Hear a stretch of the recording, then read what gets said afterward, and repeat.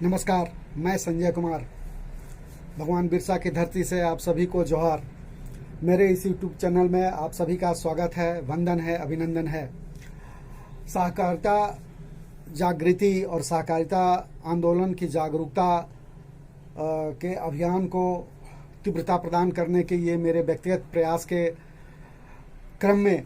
पिछले वीडियो में मैंने एक अति महत्वपूर्ण और प्रासंगिक विषय यूनियन बजट 2023-24 और सहकारिता विषय पर मैंने वीडियो आप सबके समक्ष प्रस्तुत किया था। उसी कड़ी को आगे बढ़ाते हुए उस बजट के क्रम में भारत सरकार ने जो सहकारिता को एक विश्वव्यापी आयाम देने का प्रयास किया है, भारत की सहकारिता को विश्व पटल से जोड़ने का जो एक अप्रतिम काम किया है, उसको मैं ये सूचना और ये जानकारी आप तक पहुंचाना मैं अति महत्वपूर्ण समझा हूं। इसलिए आप इस वीडियो को जरूर देखें और ध्यान से देखें कि भारत सरकार ने जो अभी भारत सरकार के कैबिनेट ने अभी हाल ही में 3 राष्ट्रीय स्तर के सहकारी समितियों के निर्माण किए जाने की अनुमति प्रदान की है। और भारत सरकार का ये उद्देश्य है कि भारत की सहकारिता को एक वाइब्रेंट और बहुत ही इफेक्टिव बिजनेस ऑर्गेनाइजेशन के रूप में प्रस्तुत किया जाए और इसको लोकल चीज़ को ग्लोबल स्तर पर इसको जोड़ने का प्रयास किया जाए। इसी के तहत multi estate cooperative society act 2002 के तहत ये तीनों सहकारी राष्ट्रीय समितियां निबंधित किए जाने का प्रस्ताव है, जिसमें सबसे पहला जो राष्ट्रीय स्तर की सहकारी समिति है वो national level multi estate export cooperative society है और दूसरा national level multi estate organic product cooperative society है और तीसरी जो समिति है वो है national level multi estate seeds cooperative society. और ये 3 क्षेत्रों पर भारत सरकार ने बहुत ही जोर दिया है और तीनों सहकारिता के माध्यम से बहुत ही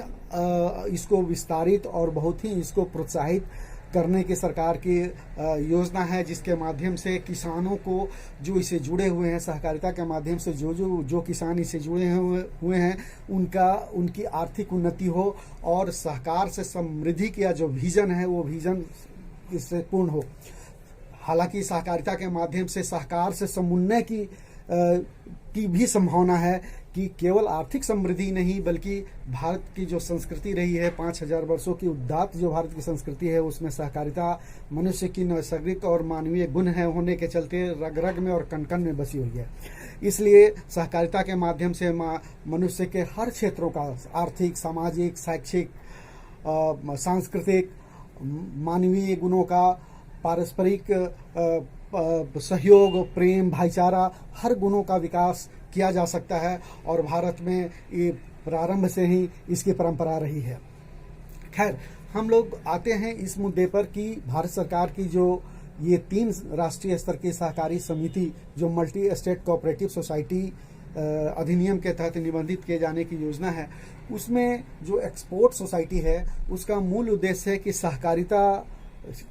के क्षेत्रों से उत्पादित किए जाने वाले वस्तुओं को अंतर्राष्ट्रीय बाजार उपलब्ध कराना। उन वस्तुओं को उत्पादन, उसमें प्रसंस्करण, उसका ब्रांडिंग, उसका लेवलिंग, उसका फिर एक्सपोर्ट से संबंधित सारी सुविधाएं उपलब्ध किया जाना। और इसके लिए भारत सरकार के जो भी मंत्रालय हैं जो इससे जुड़े हुए हैं वो सभी इसमें सहयोग करेंगे। मूलतः भारत सरकार की ये योजना है कि think globally act locally. Locally काम हो लेकिन उसकी थिंकिंग हो ग्लोबली, कि हम कैसे ग्लोबल लेवल पर अपने सहकारिता से उत्पादित किए वस्तुओं को ग्लोबल लेवल पर उसको आगे ले जाएं और वो ग्लोबल स्तर पर उसकी प्रसिद्धि हो और उससे जो लाभ प्राप्त हो वो सहकारिता से जुड़े हुए किसानों को प्राप्त हो, जिससे उनकी आर्थिक समृद्धि हो। और निश्चित रूप से जब आर्थिक समृद्धि आती है तो अन्य सामाजिक, शैक्षिक हर तरह की समृद्धि आने लगती है। तो इससे इस एक्सपोर्ट की जो समिति है वो एक अम्ब्रेला सोसाइटी के रूप में कार्य करेगी, जिसमें प्राइमरी सोसाइटी से लेकर और एपेक्स सोसाइटी अर्थात ग्राम स्तर के सहकारी समितियों से लेकर जिला स्तर, राज्य स्तर या राष्ट्रीय यूनियन, फेडरेशन, ये सारी समितियां इससे जुड़ी हुई रहेंगी और ये सभी समितियों में एक समन्वय स्थापित करते हुए ये इसको आगे बढ़ाने का प्रयास किया जाएगा। और इसके चलते एम्प्लॉयमेंट जनरेशन होगा, रोजगार मिलेगा लोगों को, किसानों को, मजदूरों को, इससे रोजगार मिलेगा, चूंकि उनको उनके द्वारा उत्पादित वस्तुओं की डिमांड क्रिएशन होगा ग्लोबल लेवल पर और उसमें वैल्यू एडिशन हो पाएगा। और इस तरह से सरकार का जो विजन है सहकार से समृद्धि वो आगे बढ़ पाएगा और सहकार से समुन्नयन की भी बात इससे आगे बढ़ेगी। इससे कोऑपरेटिव पोटेंशियल, जो भी कोऑपरेटिव के पोटेंशियल है वो एक्सप्लॉइट होगा और इसका एक्सपोर्ट होगा और वो ग्लोबल एक विजन के तहत उसमें आगे उसमें वृद्धि होगी। भारत सरकार की जो मेक इन इंडिया योजना है या आत्मनिर्भर भारत की योजना है उसमें भी ये सहकारिता एक बहुत बड़ा प्लेटफॉर्म के रूप में काम आएगा। दूसरी जो राष्ट्रीय स्तर की सहकारी समिति की बात अभी की गई है वो है national level multi state organic product society. ये ऑर्गेनिक प्रोडक्शन पर भी बहुत ध्यान दिया जा रहा है और ये ऑर्गेनिक प्रोडक्शन में जैसा कि आपको पता है कि रिटेल मार्केट में करीब करीब 27,000 करोड़ का इसका आच्छादन है। आने वाले 5 सालों में ये उम्मीद की जा रही है कि 1 लाख करोड़ का इसका शेयर होगा मार्केट में ऑर्गेनिक प्रोडक्ट का। पूरे विश्व स्तर पर अगर हम देखें तो 10 लाख करोड़ का ऑर्गेनिक प्रोडक्ट का ये आच्छादन है और उसमें भारत का एक्सपोर्ट करीब करीब 7,000 करोड़ के आसपास है। इसलिए ऑर्गेनिक प्रोडक्ट पर सरकार ध्यान दे रही है, जोर दे रही है और उसको एक राष्ट्रीय स्तर पर सहकारी समिति बनाते हुए जिसके 5 बड़ी बड़ी सहकारी समितियां और सहकारिता से जुड़े हुए स्टैट्यूटरी बॉडी जो हैं इसके प्रमोटर बनाए गए हैं। उसमें Gujarat cooperative milk marketing federation और नेशनल कोऑपरेटिव कंज्यूमर फेडरेशन और नाफेड, साथ साथ एनसीडीसी जो स्टैट्यूटरी बॉडी है कोऑपरेटिव की, और एनसीडीसी के बाद NDDB national dairy development board भी इसके प्रमोटर हैं। इसके चीफ प्रमोटर हैं NDDB national dairy development board. इस नेशनल सोसाइटी का जो मुख्यालय होगा वो गुजरात के आनंद में होगा। इस सहकारी समिति में सरकार ने ऑथराइज कैपिटल 500 करोड़ रुपया निर्धारित किया है, जिसमें अभी पेड अप कैपिटल 100 करोड़ रुपये निर्धारित किए गए हैं। ये 100 करोड़ रुपया ये जो 5 प्रमोटर हैं गुजरात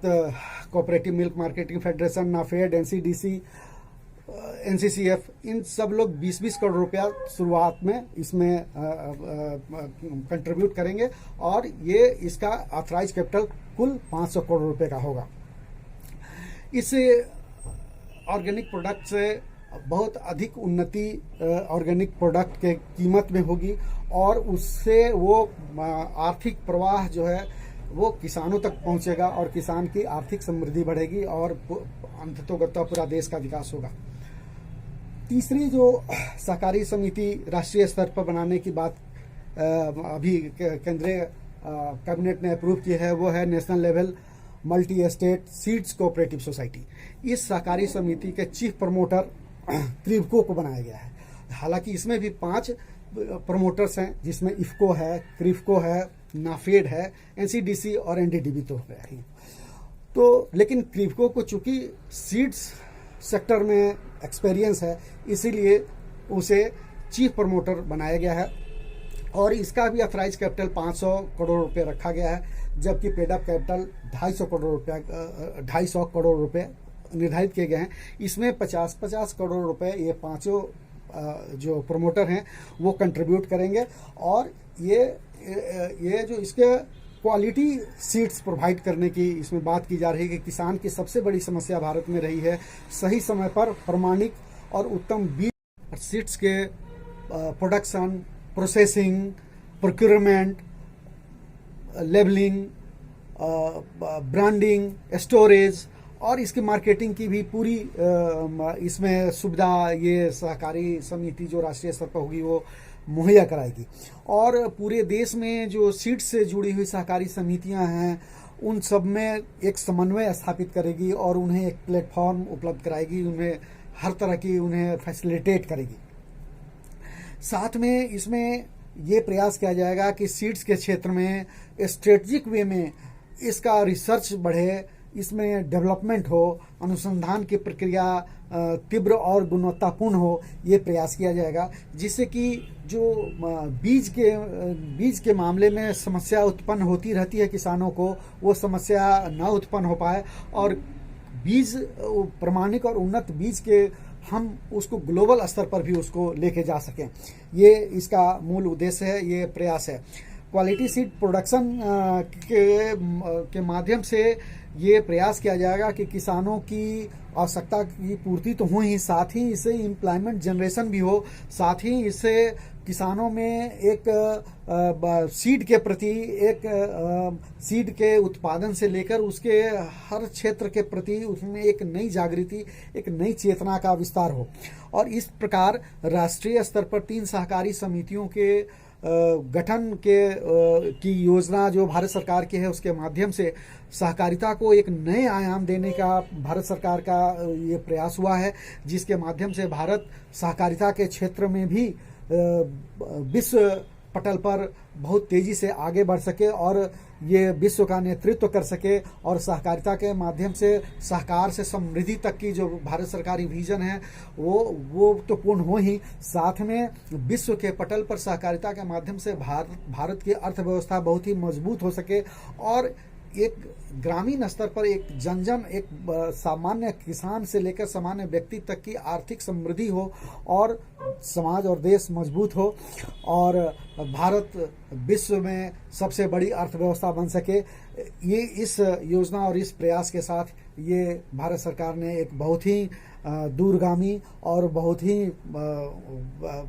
प्रयोगधर्मी काम उन्होंने किया है, ये योजना बनाई है। और मेरी आप सभी से ये अनुरोध है कि इस जानकारी को हर व्यक्ति तक, हर किसान तक, हर सहकारी समिति से जुड़े हुए लोगों तक पहुंचाएं, ताकि वो एक नई सोच, एक नई चेतना के साथ सहकारिता से जुड़ें, सहकारिता को आगे बढ़ाने का प्रयास करें और भारत सरकार और राज्य सरकार की जो योजनाएं हैं, जो झारखंड सरकार लेके चल रही हैं, उन सब योजनाओं से जुड़े, उसका लाभ उठाएं और इस नई ऊर्जा और नई चेतना के साथ सहकारी आंदोलन को आगे बढ़ाएं और स्वयं भी आत्मनिर्भर बने, समुन्नत हो और पूरा देश भी, पूरा मानव सभ्यता भी समुन्नत हो। इसी कल्पना, इसी सोच के साथ मैं ये वीडियो समाप्त करता हूँ। धन्यवाद।